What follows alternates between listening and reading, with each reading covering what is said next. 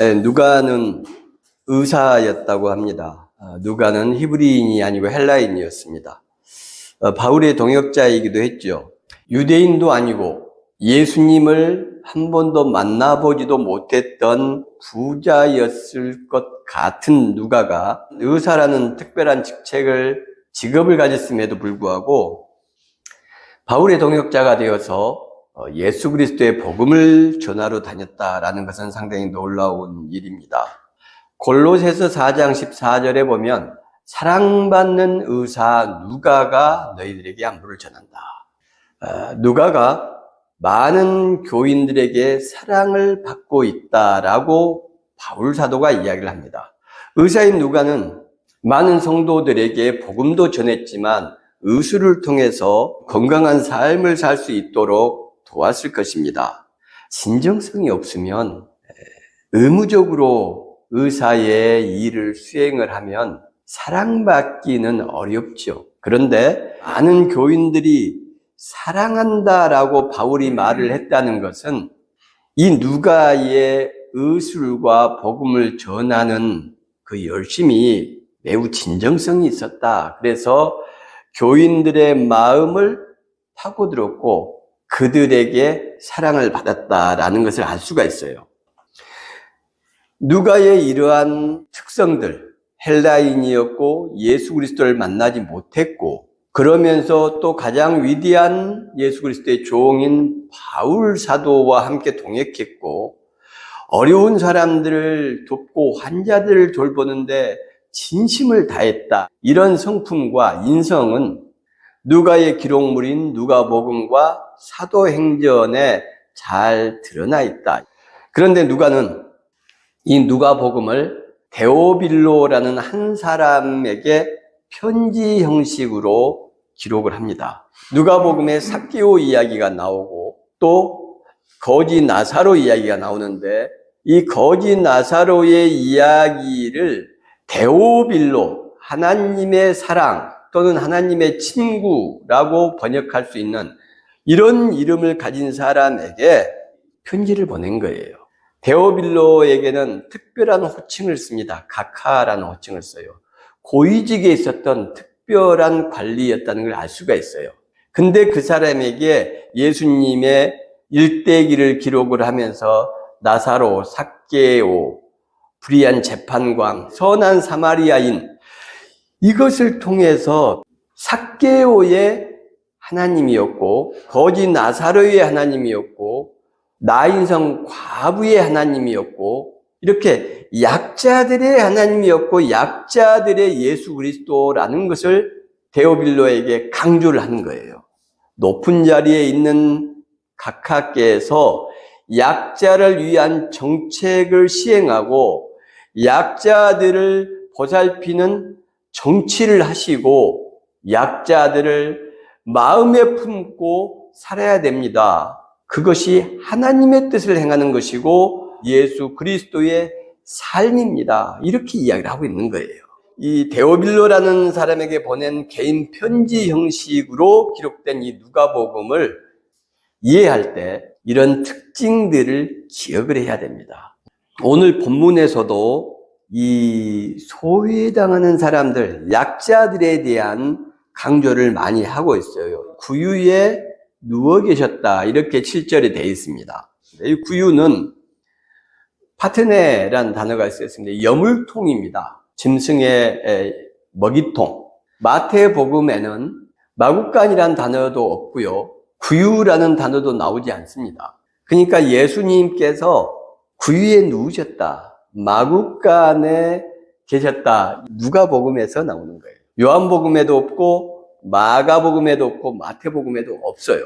동방박사들 세 사람이 구유에 누이신 마구간의 예수님께 경배했다. 선물을 드렸다. 이렇게 생각하고 있어요.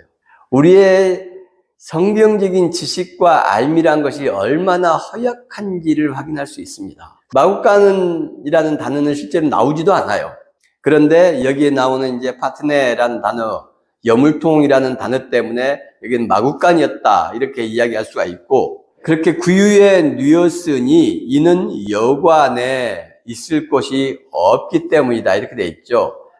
일반 숙소, 잠자리를 제공하는 곳에 방이 없었다. 그러면은 여기가 어디겠냐? 여물통이 있는 곳은 마구간이지. 이렇게 생각을 하는 겁니다. 하나님의 아들이 이 땅에 오셨는데 마구간에 짐승의 여물통 위에 누이셨다. 즉 낮고 천한 신분으로 오셨다. 이걸 강조하시는 거예요. 우리가 그렇게 신앙하고 놀랍게 여기는 주님이 낮고 비천한 자로 오셨고 심지어는 태어나신 곳이 짐승들의 마구간이었고 그 누우셨던 곳은 여물통이었다. 각하 어떤 생각이 드십니까?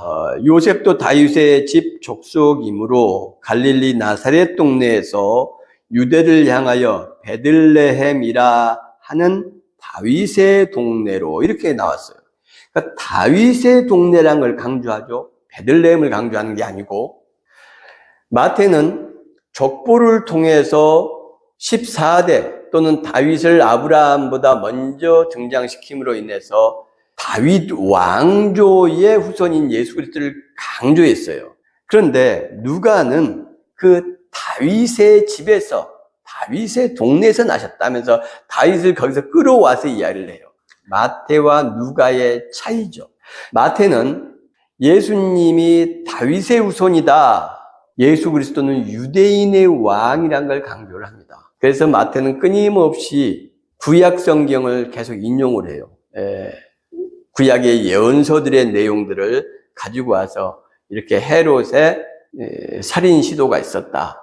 그리고 2살 아래 많은 사람이 죽었다. 그것은 구약의 예언의 성취다. 이런 내용들이 마태복음에는 계속 기록이 됩니다. 왜냐하면 마태복음을 기록할 때 마태는 그 대상들을 유대인이 주가 된다라는 것을 염두에 두고 기록을 했기 때문이에요. 구약 성경을 아는 사람들에게 기록을 했기 때문에 구약 예언의 성취가 바로 예수 그리스도시고 구약의 가장 위대한 왕 다윗의 왕손이 예수 그리스도다. 이걸 강조하는 거예요. 그 족보도 그래서 다윗이 강조가 된다고 말씀을 드렸죠. 그런데 누가의 족보는 특이하게도 밑에서부터 위로 올라가는 족보입니다. 요셉의 위는 헬리오. 벌써 이 한 절부터 문제가 생깁니다. 요셉의 아버지는 마태복음은 야곱이라 그래요. 근데 누가복음은 헬리. 이제 신학자들이 많은 이야기들이 있지만 어쨌든 그것을 다 제가 소개하기는 어렵고 다시 또 확인되는 겁니다. 성경을 자꾸 역사적인 사실, 진실로 접근을 하면 안 됩니다. 마태복음의 족보와 누가복음의 족보는 여러분들보다 성경을 수백 배, 수천 배 더 잘 아시는 세계적인 천재, 수재 신학자들이 2000년간 연구한 지금도 해결하지 못했어요. 이 모순과 오류를 여러분들보다 수십 배, 어쩌면 수백 배의 신앙이 좋은 그런 신앙인들이 이 문제를 해결하기 위해서 학문적으로도 엄청난 노력을 했거니와 하나님께도 엄청나게 기도했을 겁니다. 그런데 이 문제 해결을 못해요, 깨끗하게. 그러니까 성경은 1.1에 오류가 없다, 이런 말도 안 되는 세뇌된 신앙적인 근거는 빨리 버려야 됩니다. 이거 알아야 됩니다. 그렇지 않으면 자기 확신이 신앙적 진리가 됩니다. 그래서 세상 일을 올바로 판단하지를 못해요. 자기 마음대로 판단하니까 하나님께 영광을 돌린다면서 실제로는 하나님을 모독하는 일들을 서슴지 않고 행하는 겁니다. 반성경적인 일을 하는 거예요. 성경을 모르니까 하나님까지 올라가요. 그 위는 에노스요, 그 위는 셋이요, 그 위는 아담이요, 그 위는 하나님이시니라. 이게 무슨 말이냐면 마태복음은 아브라함부터 내려오지요. 그래서 예수 그리스도는 위대한 믿음의 조상 아브라함의 후손이고 다윗 왕의 왕손입니다. 그분이 하나님의 아들 예수 그리스도입니다. 이렇게 말하고 있는 거예요. 그런데 누가는 밑에서부터 쭉 거꾸로 올라간 다음에 하나님으로 연결을 해요. 하나님이시라는 거예요, 예수님은. 다시 말해서 유대인만의 하나님이 아니라, 유대인만의 예수 그리스도가 아니라 온 인류, 온 우주의 예수 그리스도이심을 이야기하고 있는 거예요. 누가는 헬라인이잖아요.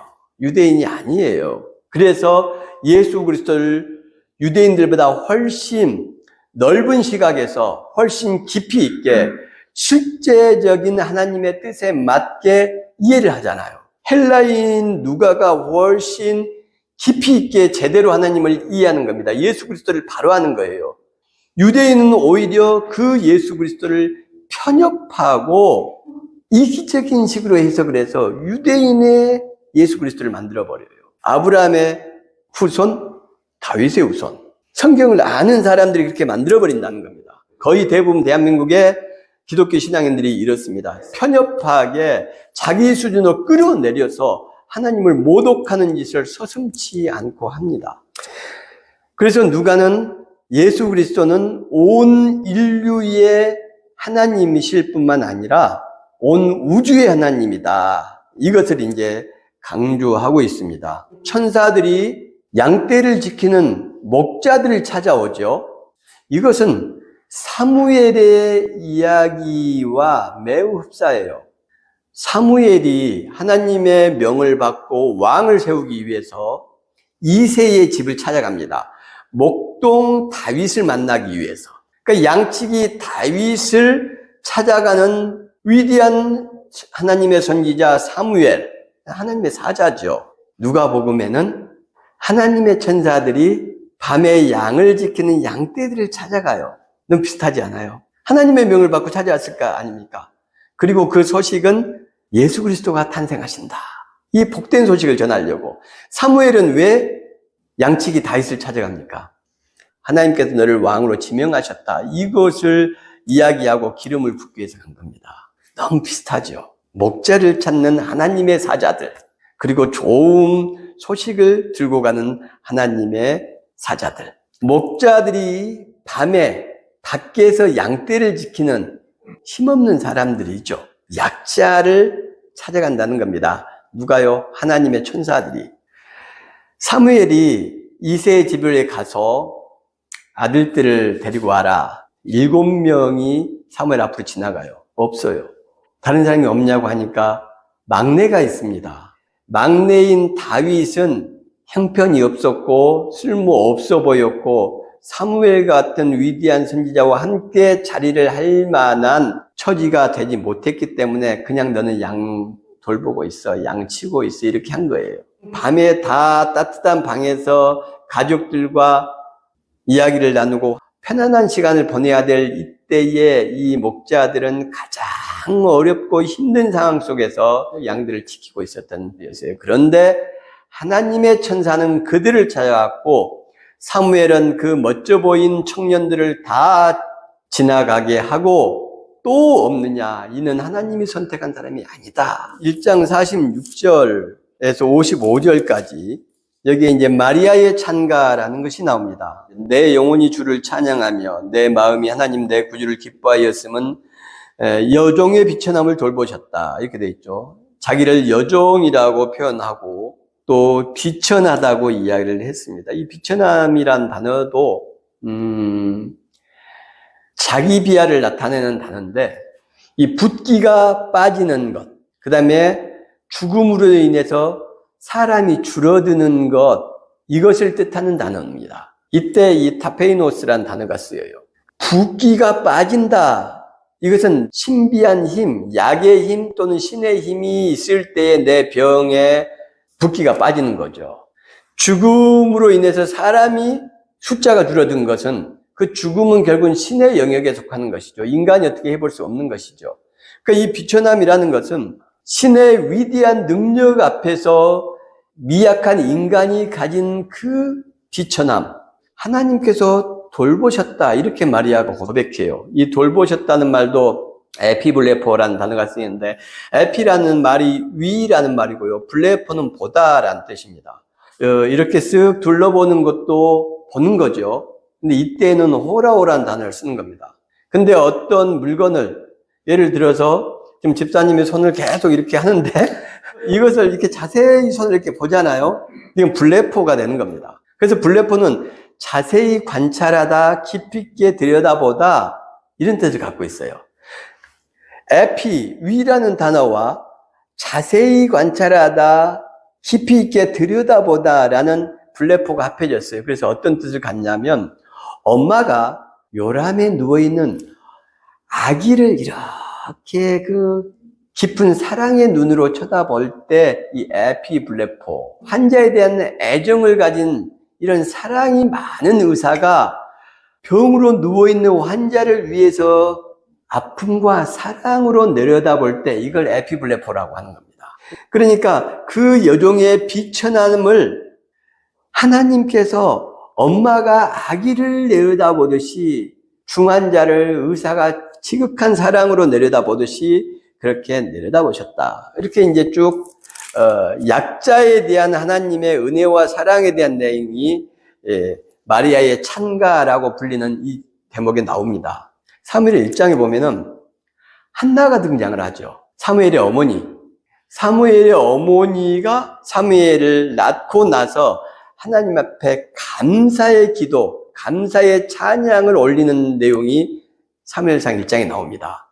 마리아의 찬가하고 너무 흡사해요. 36절에 또 아셀지파 바누엘의 딸 안나라는 선지자가 있어서 이 안나가 예수 그리스도에 대한 예언을 하거든요. 여러분, 사무엘의 엄마의 이름이 뭐였죠? 한나죠. 이 안나가 바로 한나, 히브리어의 헬라어 음역입니다. 히브리어로 한나예요, 이게. 지금 이 누가복음 오늘 본문의 앞과 뒤를 살펴보면 누가가 사무엘서를 보고 감동과 영감을 얻었고 그 사무엘이 목자, 양치기 어린 다윗을 찾아가는 것에서 영감을 얻어서 하나님의 천사들이 밤에 들판에 양들과 함께 있는 천사를 찾아가서 복음의 소식을 전했다. 이렇게 기록을 한 것이고 한나의 그 감동스러운 기도와 이름을 끌고 와서 안나라는 여선지자를 동원해서 그 한나의 귀한 기도, 사무엘을 하나님께 드리겠다고 하지 않습니까? 그런 한나의 아름다운 신앙, 놀라운 신앙을 지금 누가가 그리고 있는 겁니다. 인용하고 있는 거예요. 아주 내용이 흡사해요. 약자를 높이시고 강한 자들을 누르셨다. 억강부약이죠. 억강부약. 2장 34절에 보면 시몬이 그들에게 축복하고 그의 어머니 마리아에게 말하여 이르되 성령이 함께 하신 사람이고 의롭고 경건한 사람이다. 이렇게 시몬을 표현했어요. 지금 예루살렘의 성전에 와서 모세의 법대로 정결 예식의 날이 참에 아기를 데리고 예루살렘에 올라가니 이렇게 돼 있죠. 그런데 제사장이 등장하지 않아요. 바리새인 신학자들이 등장하지 않습니다. 시몬과 안나가 등장하는 거예요. 시몬과 안나, 이름 없는 할머니와 할아버지가 등장을 해요. 이상하죠? 누가가 지금 말하고 싶은 게 있는 겁니다. 계속해서 공부를 많이 하고 세상적인 권력과 힘과 종교 예식을 주관하는 대제사장들이 아니라 시몬이 나오고 성경을 그렇게 잘 아는 바리새인들이 아니라 안나라는 이름 없는 할머니 선지자가 등장을 해요. 그리고 그들이 예수 그리스도의 미래와 그분의 정체에 대해서 예언의 이야기를 하는 내용이 나오는 겁니다. 누가는 예수님을 본 적도 없는 사람이라고 제가 말씀드렸잖아요. 이 기록이 역사적인 팩트냐 이런 것을 묻는 것은 신앙이 아니에요. 마태복음에서 박사들이 와서 헤롯이 죽이려고 합니다. 또 꿈에 하나님께서 빨리 이것을 피해라. 헤롯이 너희를 죽이려고 한다. 그렇게 돼 있지 않습니까? 근데 여기서는 멀쩡하게 예수님이 8일간을 있다가 할례 예식을 행하려고 그러는 거예요. 모순이 되잖아요. 성경 본문만 가지고 우리가 연구하고 비교해 볼 때 이렇게 놀라운 부분들이 등장을 하는 거예요. 목자들이 등장해서 뭔가 의미 있는 어떤 사건과 역사적인 내용을 이루는 게 어디 있는가? 그러면 목자였던 모세의 이야기가 있고 다윗의 이야기가 있고 많지 않습니다. 목자들이 활동을 하고 그들을 높이고 활약하는 내용들이. 그래서 그런 것들만 찾아보면 되는 거죠. 신앙의 궁극적인 목적을 구원에 두고 있어요. 대부분이. 이것이 옳은 신앙인가에 대해서 논할 때가 되었고, 저는 신앙의 궁극적인 목적이 구원일 수 있지만 그보다 훨씬 가까이 있고 중요한 현실적인 것은 삶이 되어야 한다고 생각을 해요. 어떤 사람이 구원을 받느냐? 한마디로 로마서에 나오는 믿음으로 구원받는다 이렇게 이야기를 합니다. 근데 그 믿음은 무엇이냐? 행함이 없으면 믿음이 죽었다. 야고보는 그렇게 이야기를 해요. 믿음이 아니라는 겁니다. 그러니까 삶이 없는 믿음이라는 것은 기독교와 성경에서 말하는 믿음이 아니에요. 바울 사도도 끊임없이 간절하게 이웃과 교회 안에서의 우리의 언행이 얼마나 조심스럽고 따뜻해야 되고 하나님의 살아계심을 드러내야 하는지를 강조를 합니다. 우리의 말과 삶이 믿음이에요. 그것을 이론적으로 간단하게 이야기할 때 믿음으로 구원을 받는다 이야기하는 것이지, 그 믿음은 삶이 없는 주여 주여 하는 것과 교회의 발걸음만 디디는 것을 의미하지 않습니다. 그래서 마태복음에서도 예수님께서 나보고 주여 주여 하는 자마다 다 천국에 갈 것이 아니고 말씀대로 행하는 자라야 삶이 먼저라는 겁니다. 그리고 삶과 유리된 믿음이란 건 없어요. 기독교에는 성경에 없습니다. 구원은 믿음으로 받는 것인데 이 믿음은 행함이 없으면 믿음이 아니에요. 그러면 행함으로 구원받느냐? 그렇지 않습니다. 아무리 선한 행함을 행해도 우리는 죄가 있기 때문에 그 선으로 우리의 악을 덮을 수 있는 그만큼의 선을 행하지 못해 인간이. 그래서 인간은 자기 행위로는 구원받을 수가 없는 거죠. 그러면 하나님의 은혜로 구원을 받는 겁니다. 근데 성경에 의하면, 마태복음에 의하면 은혜는 누구한테 임합니까? 어린 아이와 같이 자기를 낮추는 자, 겸손한 자에게 임한다. 이게 마태복음 전체의 핵심입니다. 그래서 어린 아이가 천국에서 가장 큰 자다 이렇게 말씀을 하시고, 25장을 통해서 양과 염소 이야기를 통해서 그 사람들은 신앙도 없고 믿음도 없고 하나님을 알지도 못했던 사람들인데 지극히 약자를 찾아가고 약자에게 먹이고 약자에게 옷 입히던 사람들을 천국에 들여보내고 축복하는 내용이 나와요. 그들에게 은혜가 임했다는 겁니다. 그래서 구원을 받는 거예요. 마태복음의 은혜는 누구에게 임하느냐? 겸손하고 낮은 자에게 임합니다. 겸손과 낮음이라는 건 무엇입니까? 하나님 앞에서 나를 비천하다라고 타페이노스라고 고백하는 걸 뜻하지 않아요. 교회에 와서 하나님 저는 죄인입니다라고 말하는 것이 겸손을 말하는 게 아닙니다. 감옥에 갇힌 자, 굶고 있는 자, 헐벗은 자, 가난한 자, 미련한 자, 많이 배우지 못한 자들에게 내가 가진 돈을 주고 내가 가진 옷을 주고 내가 가진 음식을 주는 것이 겸손이에요. 누가복음에서는 삭개오 이야기가 나오죠. 키 작은 세리, 손가락질을 당하는 삭개오. 아무도 돌아보지 않는 나인성의 과부의 독자 외아들이 죽었어요. 아무도 중요하게 생각하지 않는 나사로가 천국에서 하나님의 은혜를 입습니다. 하나님도 모르고 예수도 모르는 사마리아, 선한 사마리아인이 강도 만난 사람을 도와요. 그 사람들이 하나님의 사람이라는 겁니다. 바리새인과 세리의 기도도 누가복음에만 나오는 내용입니다. 그런데 예수님께서 그 세리의 기도를 하나님께서 받으셨다. 하나님께서 세리를 의롭게 평하셨다. 이렇게 이야기를 하신다는 말씀입니다. 행함이, 자기를 높이는 행함이, 언행이 하나님의 은총을 받지 못하고 하나님의 은총은 겸손한 자에게 임한다는 것을 누가도 이야기를 하는 겁니다. 그래서 선한 사마리아인을 이야기를 하는 것이고 나사로를 이야기하는 것이고 또 반대로 어리석은 부자 이야기를 하는 겁니다. 누가복음 전체를 우리가 살펴보지 못하고 있기 때문에 이런 것을 하나하나 다 설명드릴 수가 없다는 것이 안타깝지만 여러분 이게 진리예요. 성경이 그렇게 이야기하고 있지 않습니까? 그런데 대부분의 교회와 목회자가 뭐라고 이야기를 하냐면 구원과 믿음에 대해서 자꾸 이야기를 합니다. 그리고 그 구원이 누구에게 임하고 어떻게 임하는지를 말하지 않아요. 모르니까요. 왜 모릅니까? 자기가 구원에 대해서 이야기할 때 신학자들이 말한 구원론을 가지고 지금 설교를 하려고 하기 때문입니다. 믿음을 이야기할 때 성경에 나온 믿음을 이야기하는 것이 아니고 자기가 생각하는 믿음을 이야기하기 때문입니다. 자기가 생각하는 믿음이란 건 뭐냐? 좋은 믿음을 가진 사람이 어떻게 전도하지 않습니까? 좋은 믿음을 가진 사람이 어떻게 11조하지 않습니까?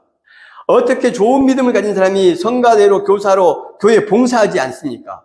어떻게 좋은 믿음을 가진 사람이 목사에게 함부로 말합니까? 이걸 주입시키기 위해서 자꾸 믿음을 이야기하는 거예요. 그건 믿음이 아닙니다. 11조를 아무리 잘해도 그것이 믿음의 척도가 될 수 없고요.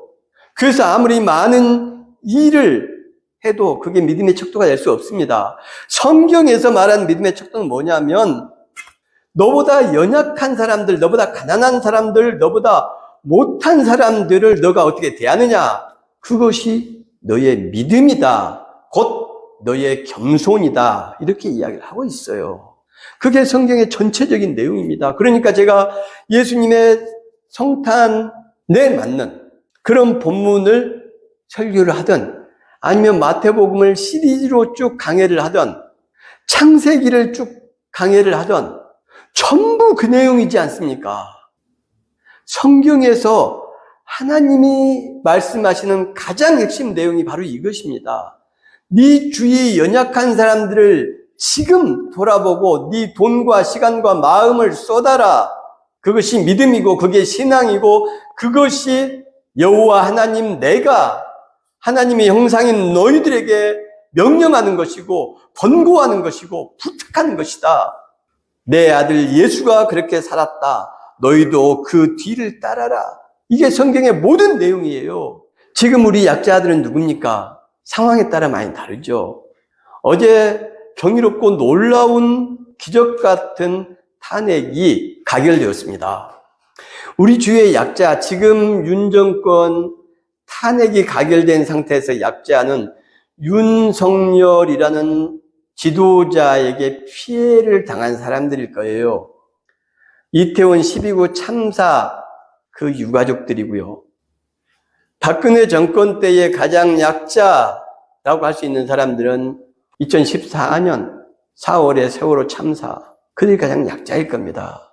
그래서 교회가 구원이 겸손한 자에게 임한다는 하나님의 이 진리의 말씀을 정확히 알면 우리 주변의 약자들에 대해서 그렇게 함부로 대할 수 없어요.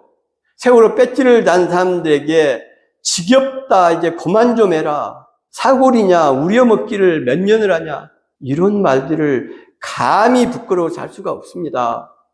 온 국민들이 이 불법적인 국민에게 총칼을 들이댄 계엄에 대해서 분노하며 싸우고 있는데 국회에서 여의도에서 이런 지도자는 파면하고 당장 체포하고 구속해야 된다라고 이야기하고 있는데 대형 교회 목사들 단 한마디를 이야기한 사람이 없습니다. 대형 교회 다니는 기독교인들 떠나십시오. 그들은 하나님의 사람들이 아닙니다.